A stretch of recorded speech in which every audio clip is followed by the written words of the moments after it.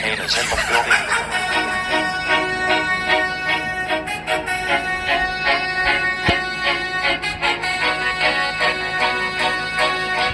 Welcome to the sports podcast that will put you in the zone all the time. Welcome to Pack Sports Zone with me, your host, Peter Pac-Man Clark.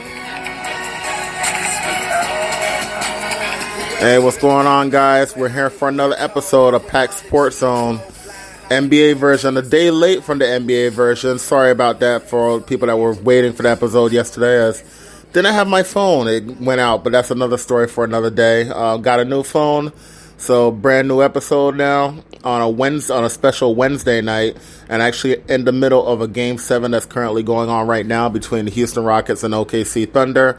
Current score update 75-71. Houston is up with 5 minutes to go in the third period. But let's move on to, first of all, some of the other things that's happened in basketball so far this week. The Denver Nuggets versus the Utah Jazz played their Game 7. Came down to the last shot. It was a very, very low-scoring game.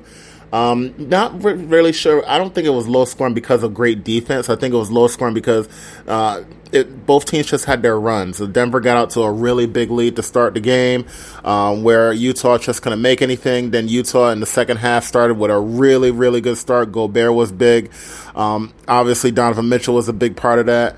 And they came back and they actually took the lead in that game. But when it all came down to it, Denver took the lead in the last second. Jamal Murray had another good game.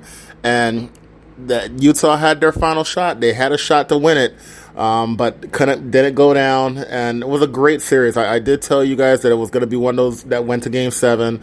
I did say that it was going to be a close game, and it really was. It was a really fun game to watch. A lot of people might not want to see those type of low-scoring games, but I had a lot of fun watching that game. Donovan Mitchell had a great series, like an unbelievable series, a career-defining type series.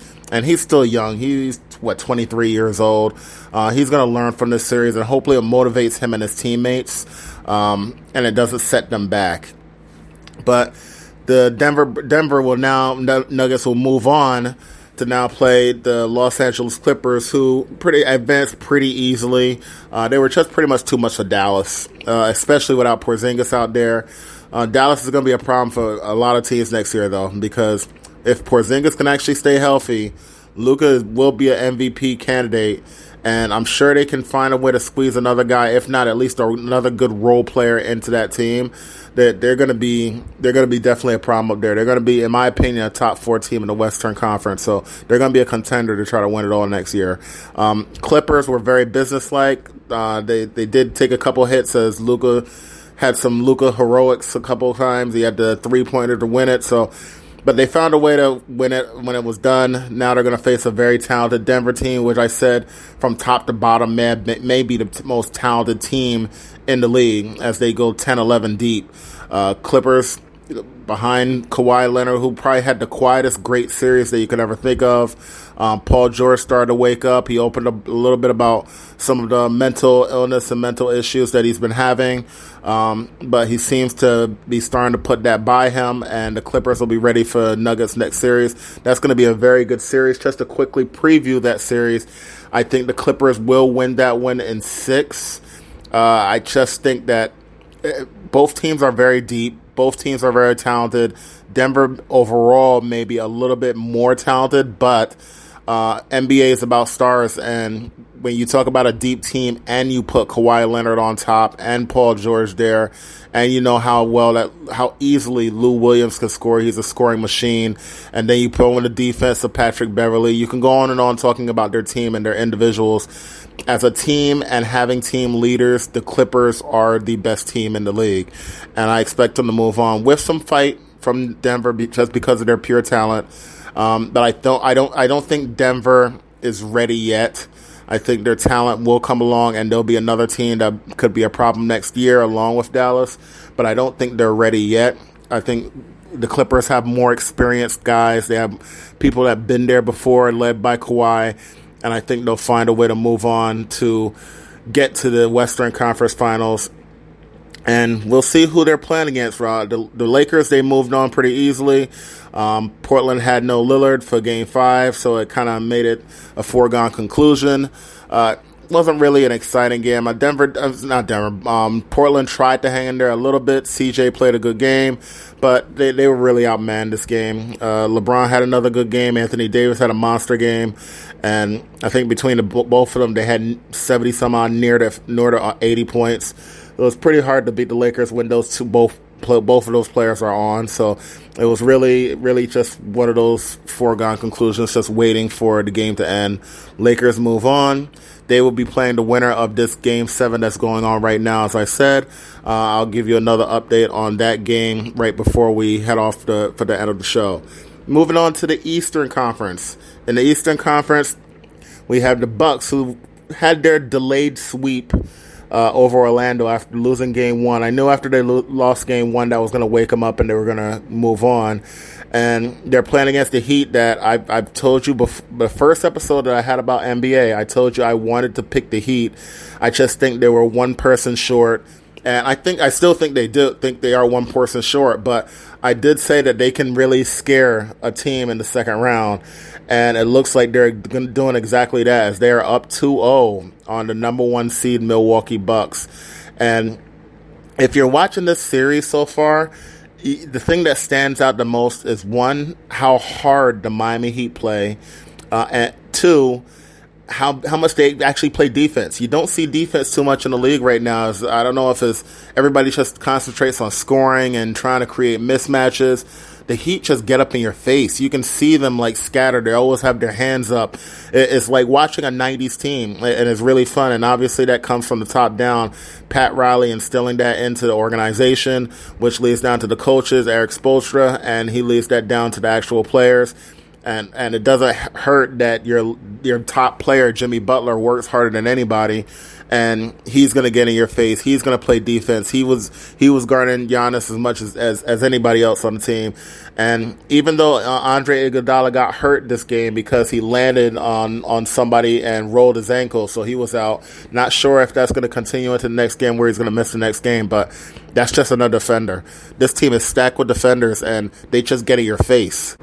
And it's just something that you love to see as somebody who grew up watching 90s basketball and watching everybody play defense and hustle and get in your face and play physical. It's just really fun to watch the Miami Heat play. And it's one of those teams that you kind of root for as they go along. But we'll see if it's able to continue, as the Bucks are a more talented team because they have Giannis and a bunch of shooters.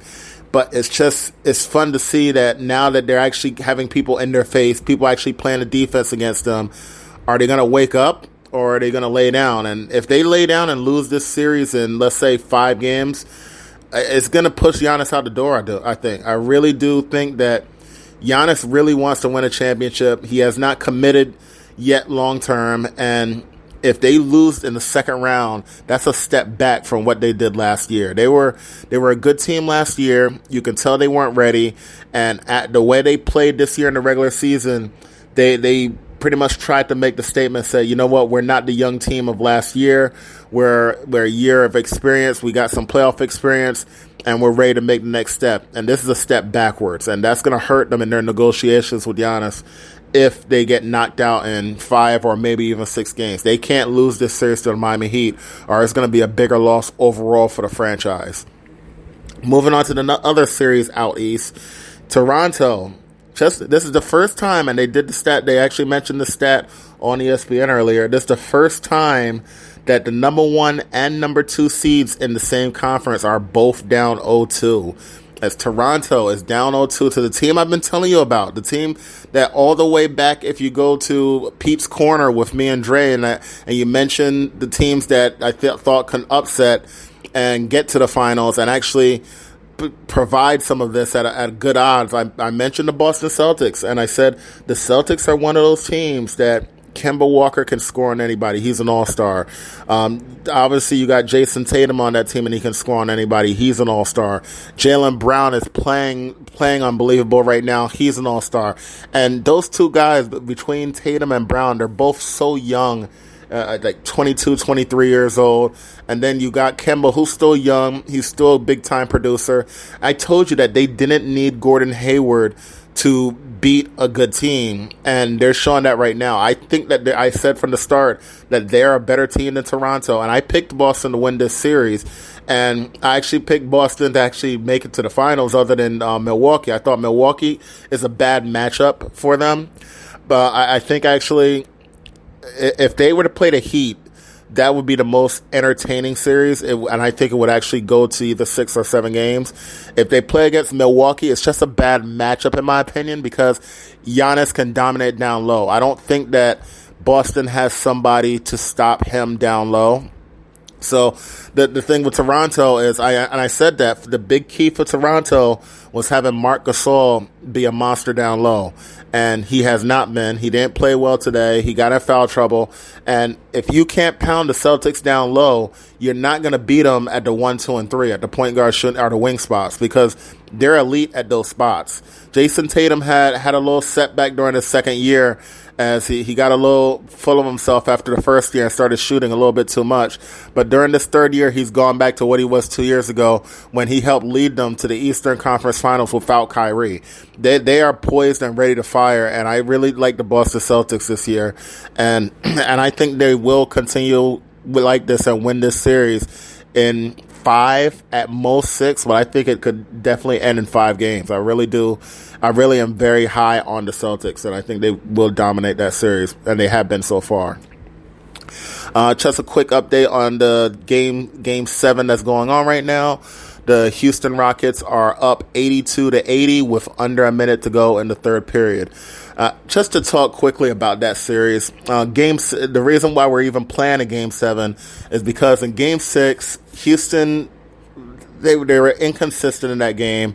They found a way to have a 10-0 run in the fourth quarter. I thought they were going to pull away and then and move on to advance, and then Chris Paul woke up. Chris Paul took over that game in the fourth quarter, and he scored 15 points in the fourth quarter, which was more than Harden and Russell Westbrook combined.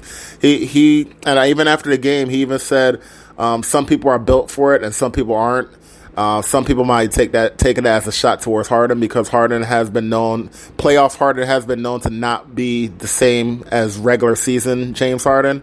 And we already know that Russell Westbrook he's gone to the NBA Finals one time when they had their super team with Harden and with Kevin Durant and Ibaka and all those people. But Russell Westbrook hasn't really led his team to greatness, let's just say. Chris Paul, even though he's had his playoff troubles, he's having a great series. Other than one game, he's having a great series, and he had an unbelievable Game 6. So as they go to the fourth quarter right now, it's a 5-point lead for the Houston Rockets. And if you want me to make a prediction on this right now, I still think the Houston Rockets will pull it out. They will win Game 7, and they will move on to go against the Lakers in what will be a very, very interesting series. Just so I can get the preview out before next week, where a couple games will be gone already. Preview for both series. If we do have the Lakers versus the Celtics, Lakers versus Celtics, that's an NBA Finals preview possibly, but if we do have the Lakers versus the Houston Rockets, it's one of those series where, like I said, the Rockets will go as far as James Harden takes them. If James Harden is on, or he's on one of his scoring streaks, it's very hard to beat them, because they hit a lot of threes, they shoot a lot of threes. I just don't like their small ball, and that could end up killing them against the Lakers. So Harden would have to have a monster series to win that. And when I say monster, I'm talking about averaging like 45 points per game for like 6 games. That's the only way I can see Houston winning that series. I think the Lakers are just too big of a team. Their size is able to dominate the boards. Anthony Davis will average about 40 points per game versus the Rockets. And he'll average almost 20 free throws a game, because he will dominate that series completely from top to bottom. He's just too big, and the Rockets won't be able to handle him. So I would pick the Lakers probably in 5 or 6 if they were to go against the Houston Rockets. If OKC were to surprisingly, in my opinion, win this game, they play hard. And because they play hard, I expect them to win a game or two versus the Lakers, because the Lakers do have their inconsistency at times. And I do think that's actually a tougher matchup for the Lakers, just because the Lakers' size, and you're going against somebody like Steven Adams, at least you have somebody that can battle you down low. Steven Adams will give Anthony Davis some problems. And obviously they have multiple wing defenders that they will try to put on LeBron. So it's a harder matchup with OKC, even though I think Houston is the better team. So either way, it's going to be an interesting matchup depending on whoever it is and whoever gets that matchup against them. All I'm saying is that so far it's been a really good playoffs for the NBA. You've had top to bottom, you've had a lot of close games. You've had some really good series. Had a couple bad series, but they were series that you didn't really expect to be good. Obviously, like the Orlando versus Milwaukee, I said it was going to be a delayed sweep. You had the sweep by Toronto over the Brooklyn Nets, who don't have anybody pretty much that's healthy on the roster other than Karis LeVert.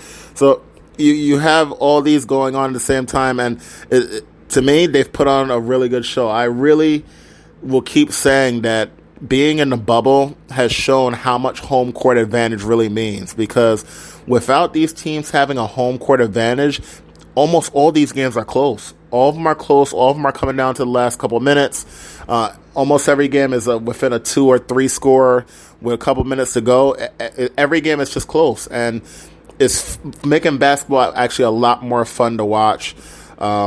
We've seen the breakout stars. We've seen Luka on the big stage breakout. We've seen Donovan Mitchell average 41 points per game for his series. So we've really seen these guys really break out, and it's been fun to see these young guys like Tatum and Brown and everybody be in the spotlight and show what they can really do. It's almost like the NBA can get a little bit stale when it's the same teams all the time.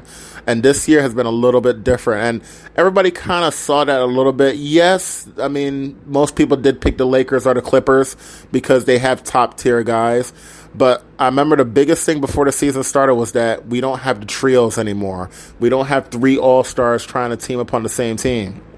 And with that being said, I think that has helped in terms of making some of these games closer and more competitive.